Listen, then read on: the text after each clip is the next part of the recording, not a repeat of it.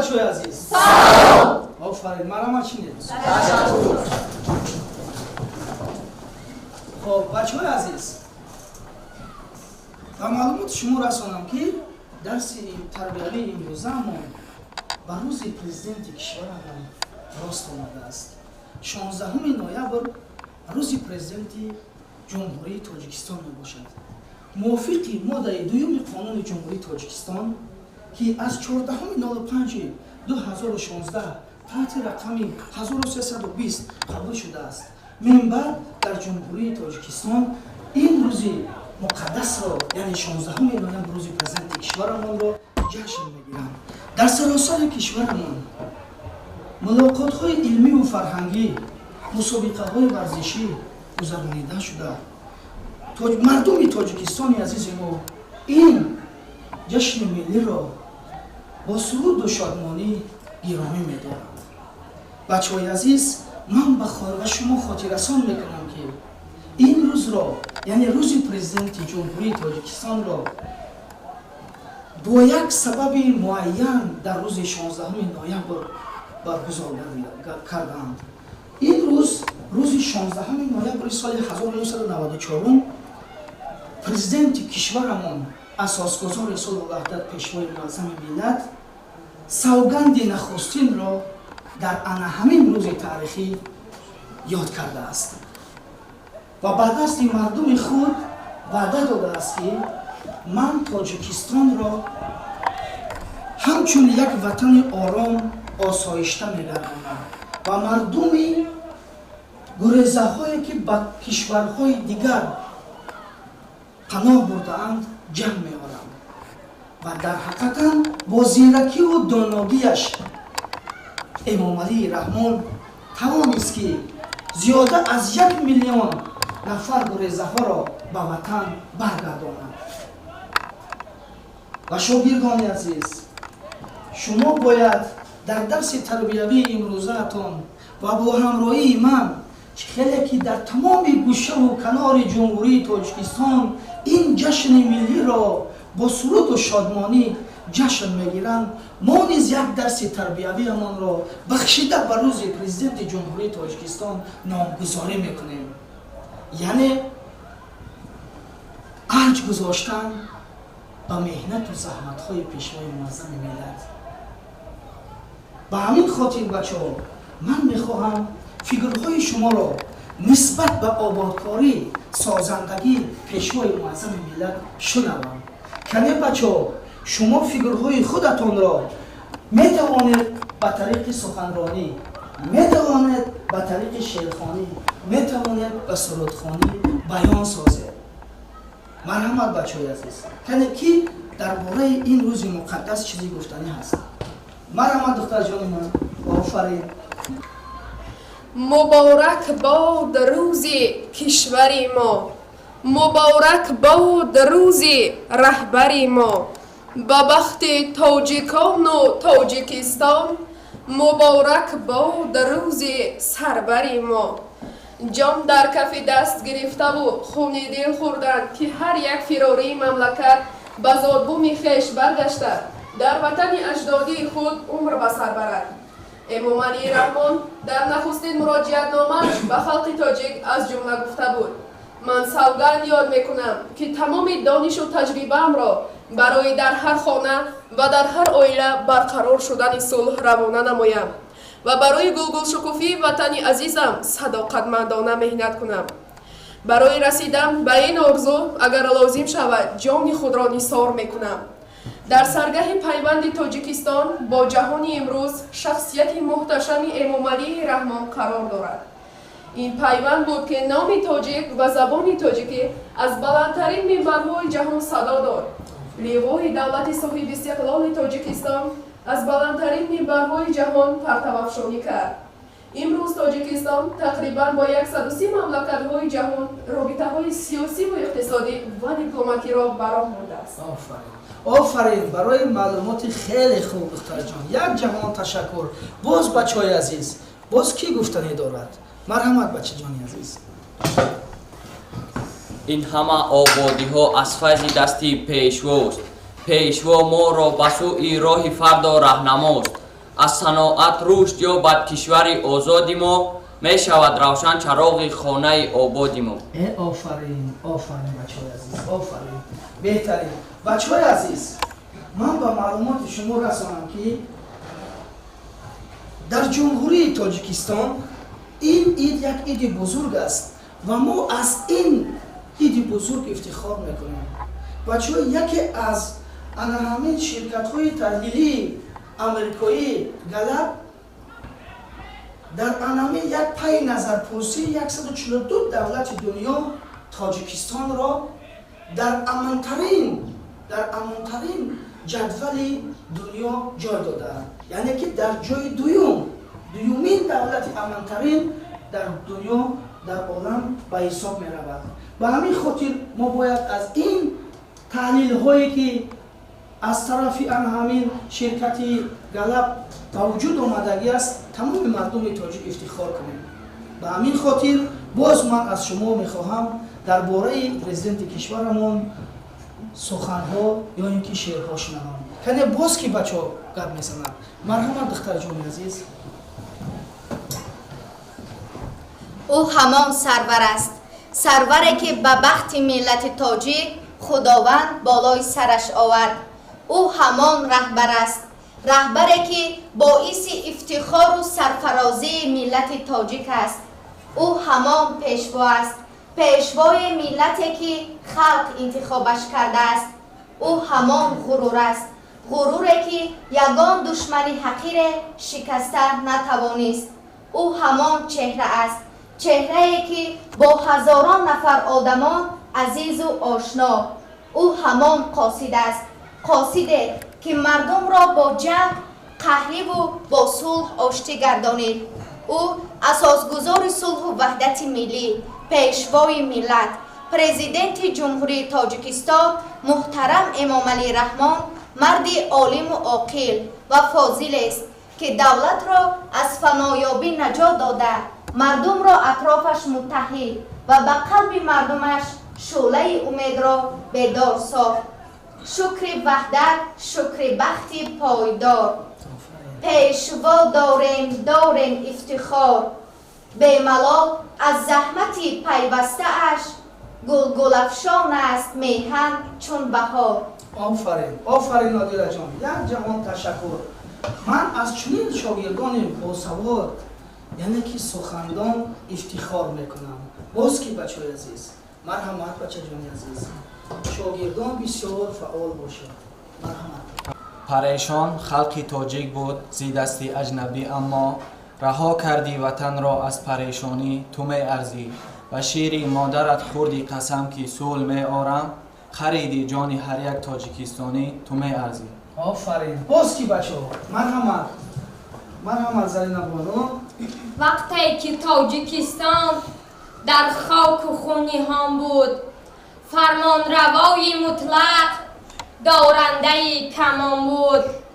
پیر و جوان کشور لرزان زیبیم جان بود، سرسان و خانویران از دست جاهلان بود. تو آمدی به میدان ای پیشوای ملت، گشتی به روز سختی مشکل کشای ملت.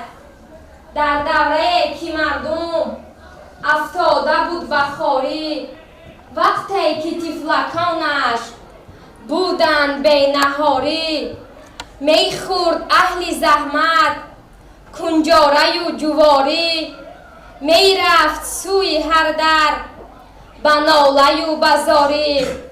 با سوز در کردی راز و نیاز ملت، از مرگشان رهاندی نام و نشان ملت.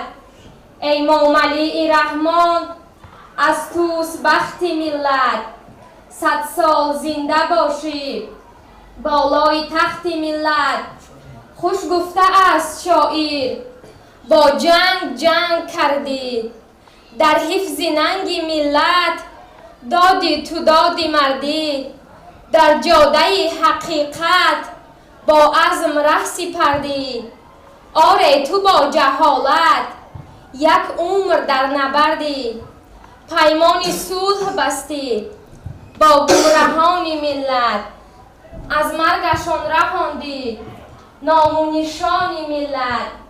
ای قهرمان ملت، زور و توان ملت، گردیدر شپیوند جانت به جان ملت. آفرین شاگردی عزیز، بهترین. باز کی بچه ها؟ مرحمت دختر جانی عزیزی من.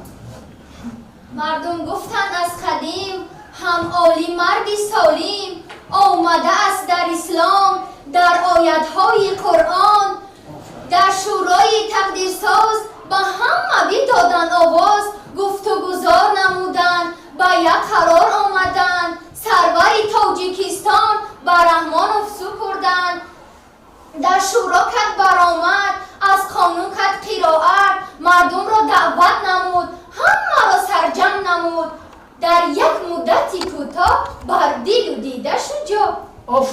آفرین دختر جان عزیز من. این دخترک وقتی سخنرانی کرد از همون چاره‌بینی ها و فرهنگی های جمهوری تاجیکستان به یادم رسید. شما میدونید شاگردای عزیز، وقتی که پرزیدنت کشورمون تنجی و آرامی و آسایشگی را در تاجیکستان پایدار نمود و ضرور شمارید به عقل و زیرکیش که من چیکار کنم که آن کتابخانه هایی که سالها باز از فعالیت مانده اند آنها را به فعالیت و راهنما سازم. برای شوق و رغبت جوان و کلانسالان ما پیشوای معظم ملت آزمون ها پیشنهاد کرد به مردم تاجیک. علم، فروغ معرفت، فروغ صبح دانایی کتاب است. تاجیکستان وطن عزیز من، تاجیکان آینه تاریخ ملت. همه این آزمون ها را تشکیل نموده و به این آزمون ها توفه های پولی خیلی بزرگ تعیین نمود و آن شخصانی که در این آزمون ها اشتراک کرده سزاوار جایهای نمایان میگردند با امضای خود بچه های عزیز توفه های آنها را می سپردند. به کدام خاطر این همه مبلغ های کلان، این همه پیشنهادهای پرزیدنت کشورمون بیهوده نیست.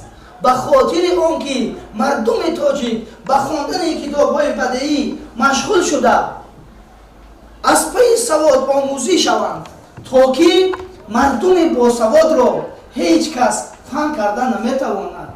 آن گروه‌های نامطلوبی که آن گروه‌های مخالفی که از داخل کشورمان و از بیرون کشورمان به ما سنگ ملامت میزنند آنها نمیتوانند یگان جوان ما را به گروه‌های خود شامل کنند. برای آنکه مردم باسواد یک کف خاک تاجیکستان عزیز را، یک کف خاک وطن عزیزش را به صدها چیزهای قیمت بها نمیدهد بچه‌ها.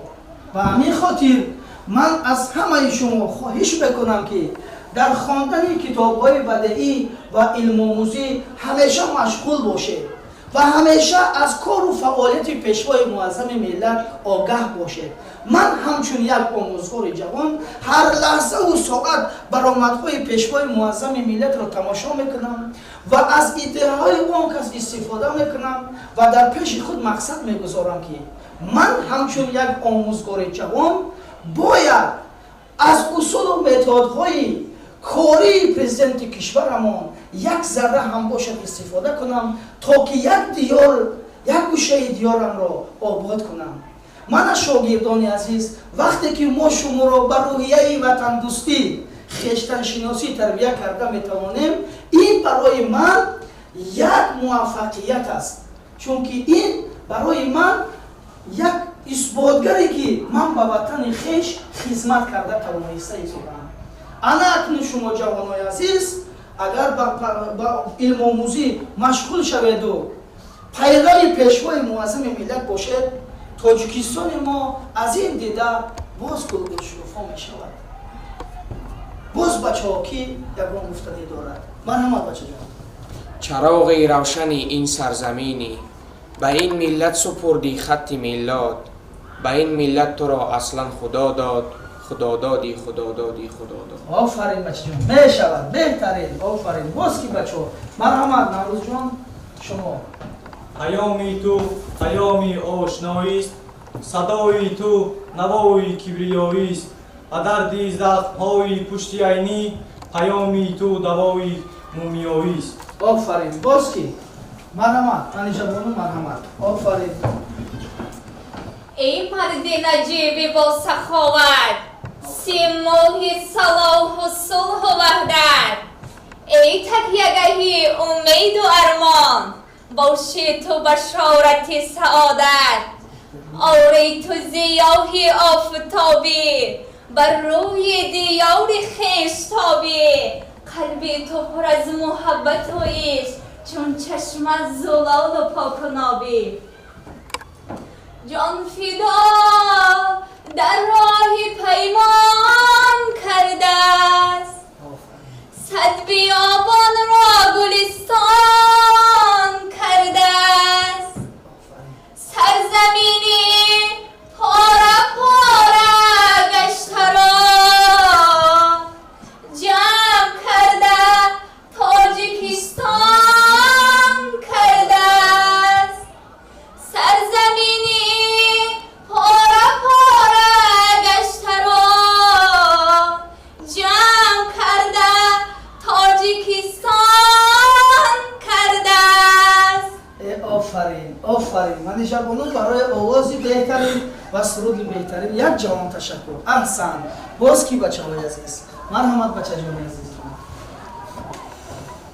اگر گویم شاهنشاه دورانی تو می ارزی، برای تاجیکان پیغام یزدانی تو می ارزی. اگر گویم خدمت‌های تو به مثل و مانندند، به ملت هستیت یک بخشیده انسانی تو می ارزی. آفرین. می شود بچه. بهترین. باز کی؟ مرحمت دختر جان عزیز من. وطن از نام تو ایجاد گیرد، وطن از نام تو ایجاد گیرد، هیچ کنون نیستند. آفرین. مرحمت. باز کی؟ مرحمت دختر جان من. شاد زی ای پیشوا، غمخوار هر انسان تویی، در تنی ملت گرفته جای مثل جان تویی. خلق میگوید یکا یک با هزاران افتخار، پیشوای عادل و با فضل و با وجدان تویی. آفرین. باز کی؟ مرحمت بچه جان عزیز. تاجیکستان امام علی رحمان در صحبت با جوانان فکر خود را کرد بیان. آفرین. باز کی؟ مرحمت نیلوفر جان. امام علی رحمان فرزندین کی دوران، از همتی بلندش این ملک شد گلستان. هستی تو با شرافت، یکشایی با عدالت، از راه و از صحبتت گل میکند حقیقت. بختی بلندی مایی، تختی روندی مایی، ای پیشوای ملت در دل پسندی مایی. آفرین. آفرین. باز کی بچه های عزیز؟ مرحمت دختر جان من. آفرین. فرزانه فرزندی وطن، بهر خلق خیش زحمت میکشی. غصه ملت تو را کوه غم است، این همه غم را به خود درد میکشی. بهر این مردم به دنیا آمدی، جان خود بر مردمان بخشیده ای. تخم مهر و وحدت و صلح و صفا بر دل ما تا ابد پاشیده ای.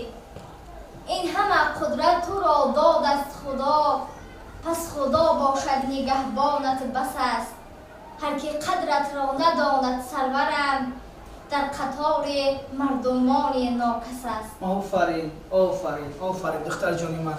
یک جوان تشکر. باز کی؟ مرحمت دختر جانی عزیز. خطر را از وطن راندی، سلامت باش. غریبان را به هم خواندی، سلامت باش. به هر یک گوشه ملک علم دیده، درختی صلح بشناندی، سلامت باش. شما هم سلامت باشین دختر جان. یک جوان تشکر.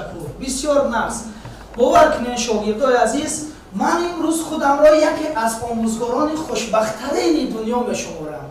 به خاطر چی؟ به خاطر آنکه امروز آن شاگردکانی که زمان بود قدم نخستین خود را به مؤسسه تعلیمی گذاشتند و امروز خیلی بزرگ شدند و از تمام برد و باخت کشورمان آگاه هستند. من بسیار فخر میکنم که در مؤسسه ما چنین شاگردان تحصیل میکنند و من از شما بسیار افتخار میکنم و میخواهم که شما رو باز هم درباره پرزیدنت جمهوری تاجیکستان و زحمت‌های بی‌پایان آن کس معلومات دهیم. به همین خاطر باز بچه‌ها میخواهم از دیگر بچه‌ها پرسان شوم که درباره پیشوای معظم ملتمان چی میدانند. مرحمت جان. آفرین. خیر مقدم پیشوای ملتی ما، مردم واسه قدم های شما را انتظار. زندگی آسوده گشت و باثبات هست روزگار، ما از شما داریم هزاران افتخار. آفرین آفرین آفرین. مرحمت دختر جان. هر راهی تو چون راهی بخت سفید خلق است، نیروگاه چون برقی چشم امید خلق است. چون مردی وحدت آفر هستی سعادت آور، هر روزی نیک عمرت روزی سعیدی خلق است. نام تو را نویسید ای قهرمان ملت، با آبینا و بطیلا در طاق قصر ملت. آفرین آفرین. باز کی؟ مرحمت دختر جانی عزیزم.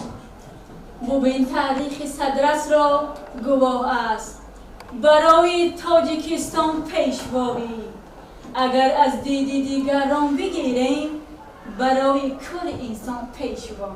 آفرین آفرین. مرحمت دختر جانی عزیزم. من سرزمینی آریا را دوست دارم، خاکی دلانگیز شما را دوست دارم. این شهرها، این کوچه ها، این خانه ها را، این مردمان بیریا را دوست دارم. در جشن خودفرمانی و دولت مداری من پیشوا را دوست دارم. آفرین آفرین. شاگرد عزیز، ما نیز شما را دوست می‌داریم. و ببینید پیشوای معظم ملت، بچه‌های عزیز، برای شما همه آموزگارا را تعیین کردند و شرایط خیلی خوب برای شما مهیا ساختند تا که شما دانشمند شوید. در هر یک پیامش پیشوای معظم ملت در هر یک ملاقاتش، در هر یک برآمدش قید میکند که جوانان آینده ملتند. با تمام کشورهایی که سفر میکند حتما با جوانان تاجیکستان که در آن دولت ها تحصیل کرده ایستادند واخوری میگذراند و تاکید مینماید که علم آموزی کرده آمده به وطن خود خدمت کنید. شاگردان عزیز، اگر ما شما را چنین شخصیت های دانا و قابلیتان تربیت کرده تانیم، شما بادیز فرزندهای ما را با نسل نورسی آینده را تربیت خواهیم کرد. آفرین. باز که بچه ها گفتنی دارند. بچه های عزیز، اگر گفتنی ها نباشند، من میخواهم درباره وطن عزیزمان، کشوری عزیزمان که این کشور آباد و زیبا را بهر ما خداوند مهربان عطا کرده است، کنکی بچه ها یک سخن نیک است، شعر است، سرود است، بهر وطن عزیزمان قرائت میکنند، ما گوش میکنیم و بعدا درسمان رو جنبست میکنیم. کی؟ مرحمت دختر جان. ریحانه بانو. استاد عزیزم، در درس امروزه ما همسبقان من درباره پیشوای معظم ملت سخنرانی ها و شعرخوانی ها کردند. آفرین. و اگر اجازه دهید من میخواهم درباره وطن عزیزمون که با تشبث پیشوای معظم ملت آباد و زیبا گردیده است سرود زمزمه کنم. مرحمت دختر جان. مرحمت. وطن سرود عشق تو ز قلب من صدا کند، ترانه های مهر تو مرا ز غم رها کند. وطن تو جسم و جان من، زمین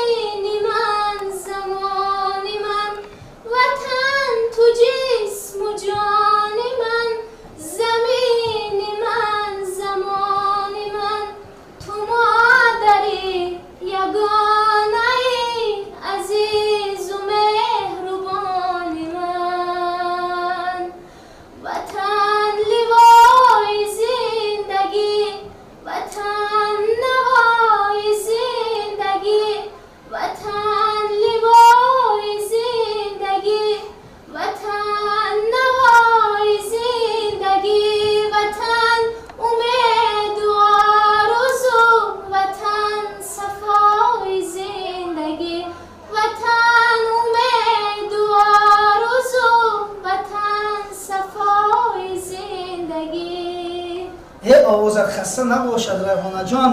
Офарин, як ҷаҳон ташаккур. Зинда бошед. Шогирдони азиз, оиди мавзӯи имрӯза ягон кас гуфтаниҳо дорад? Савол доред бачаҳои азиз? Агар саволҳо набошанд, бачаҳои азиз, ман шуморо дар симои шумо, падару модарони шуморо, хоҳару додарони шуморо, тамоми мардуми ҷумҳурии Тоҷикистонро дар ин рӯзи 16 ноябр, рӯзи президенти ҷумҳурии Тоҷикистон табрик мегӯям ва ман мехоҳам ки ҳар сол рӯзи 16 ноябр ҳамчун рӯзи президенти ҷумҳурии Тоҷикистон на танҳо дар Тоҷикистон, дар тамоми дунё ҷашн гирифта шавад. Шогирдони азизи ман, ҳамаи шумо албатта имрӯз ки аз муассиса ба хонаҳо бармегардед, ҳатман ба падару модаротон, ба додару хоҳаракотон ин рӯзро табрик гӯед, чунки хурдакакони Тоҷикистони мо низ ва падару модарон низ аз ин рӯзи муқаддас огаҳ бошанд. Ба ҳаматон хушбахтӣ, саломатӣ, сарбаландӣ мехоҳам ва боз ҳам такрор шавад бачаҳои азиз. мо имрӯз омӯзгорони муассисаи таълимии рақами 1 ноҳияи восеъ аз чунин шогирдои бо мафкура, доно, бо тарбия, хушгӯй ифтихор дорем. ҳамеша сарбаланду хонаобод бошед. як ҷаҳон ташаккур шогирдои азиз. имрӯз шумо маро ба суруду шодмонӣ бо суханҳову шеърҳои ҷолибатон бисёр таби маро хуш гардонидед. як ҷаҳон ташаккур. То бозид бачаҳои азиз, сарбаланд бошед. хоб бачаҳо, то бозид.